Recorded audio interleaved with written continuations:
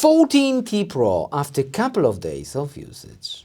144 Hz, this could be a selling point for this smartphone, and of course a beautiful screen. If we swipe it, okay, face recognition, come on. I want to use a pin, there it is, look how quick that is. Quick! And we like that. Wow, that's 144 Hz. For example, launched in India. I already have this one, and it's awesome. The projector is killing it. Look how smooth that is. Whew, it's loading. Damn, it is smooth. What kind of power do we have in this one? If we hit Geek Benchmark, and that is tons of power. 1.9 million, that's one of the most powerful smartphones in the market. And if we hit the storage test, which is also very important, it's one of the big, it's better than an iPhone 16 Pro. That's how wild it is. 1,800 in the read and 1,200 in the write. What does that mean? It means multitasking will be great, at least in theory. So, for example, if you want to play a game and record that game at the same time, you need a fast memory. For the Geekbench, if you want to compare it to, wow, 7,000, that is crazy. Okay, iPhone has 8,000, but come on. Look at the Ultra, S24 Ultra. It's a little bit above Ultra, and in a multi, it's way above Ultra. This could be one of the biggest score I've seen in any Android smartphone. Yeah, this could be number one. But those sort of numbers doesn't mean anything if you cannot use them. So gaming, by the way, look how much bloatware I got. All kinds of games. You have to install them. I didn't install those. They are pre-installed. Crazy. Call of Duty is the way to go. All right, let's go, let's go, let's go. Look how smooth that is. That is as smooth as you can get. Super smooth. Jump. We've taken the lead. Enemies. Where are they? I have a puny weapon. I'll definitely need a better weapon. Got him. Nice.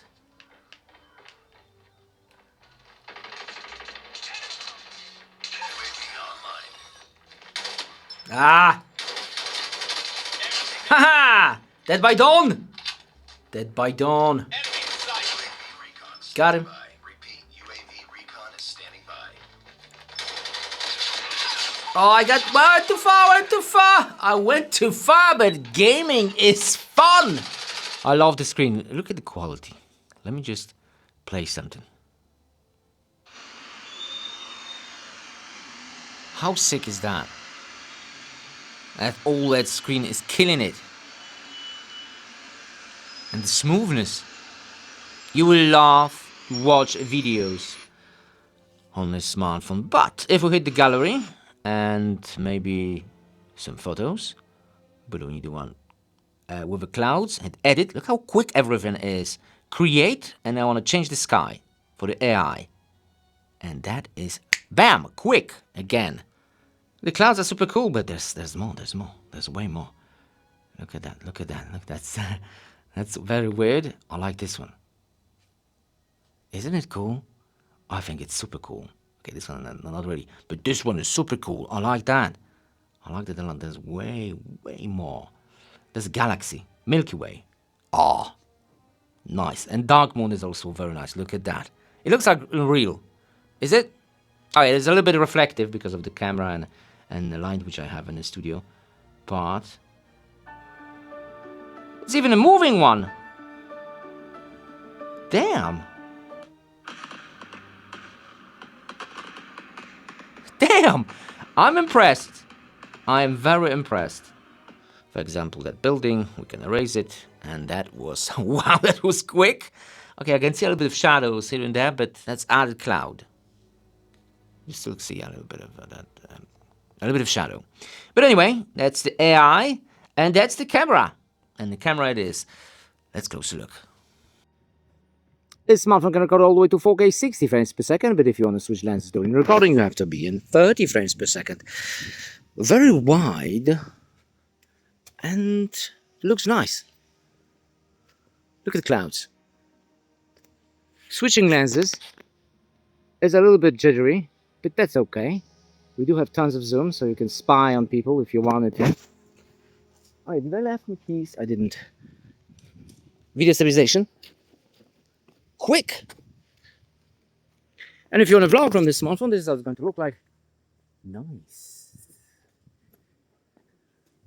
And with front-facing camera, full length of my arm with 4K 30 frames per second, also video stabilization. We do have some stairs. Is it going to overexpose the sky? It will. And when I'm out of the frame, it will compensate quickly.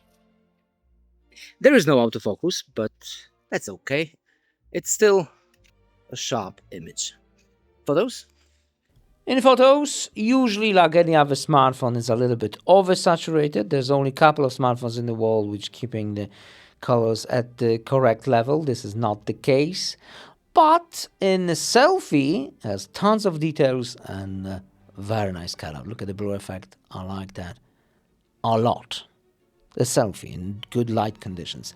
Of course, you can shoot in the manual mode and you can correct the saturation, so it'll be fine. But this is a 1.6 lens, and I'm talking about the main lens, so it should be extremely bright. One of the brightest in the world. 1.6 is awesome. And it is awesome. Look at the low light conditions. Wow. Very impressive. It's like night vision. I think only Samsung has a little bit low, 1.4, but 1.6 is it's plenty enough. Okay, front-facing camera is not 1.6, so we'll have that halo effect, and it's not great. So if you want to switch and stay with the main lens, this should be extremely good, like this one. Wow, it is very impressive. We will have a little bit of flaring. I'm not sure if you're able to see it, those two dots. That's just a little bit, but there's a lot of artificial light all around me. So yeah, it still looks amazing, especially the movement and everything. Great. All right, but what about more colors in the video? Because the previous video was with very little colors. This is way more. I think it's good. Really good. A little bit oversaturated, just a little bit too much colors. It's too vibrant, that's what I meant. Vibrant colors.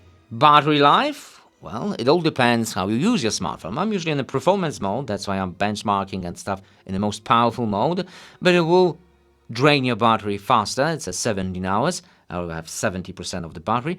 The battery is great. It's easy 2-day battery with the balance regular mode, and if you don't use the camera too much. If you do, then it's a 1-day smartphone, and with that screen, ooh. This device has fast charging, but in order to enable it, because on default it's in the regular charging, you have to hit battery, then charging options, and top speed, because it was on default. But apparently it has 50-watt wireless charging, and I do have one of those chargers, 50-watt flash charge. Let me put it in. By the way, if you want that charger, link in the description. So, 55%. Are we going to have a number, a timestamp, or something like that, like in the Samsungs?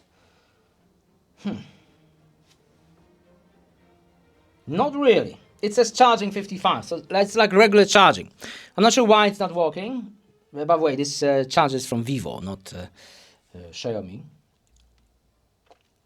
Weird. All right, let's try Vivo X100 Ultra. Wireless charging. And it should flash charge immediately. So, yeah. And you can hear how the fans are spinning. It's a really cool charger. But apparently only for Vivo? There's no way. To ringtones. And why ringtones? Because we do have, well, Dolby Atmos stereo speakers with sound equalizer if you wanted to. So, because of the copyright, and I had an issue with the copyright a couple of days ago, so let me just show you ringtones instead of music. Even the no copyright sound is sometimes getting copyright, so, well, sound it is. Stereo, let's get stereo.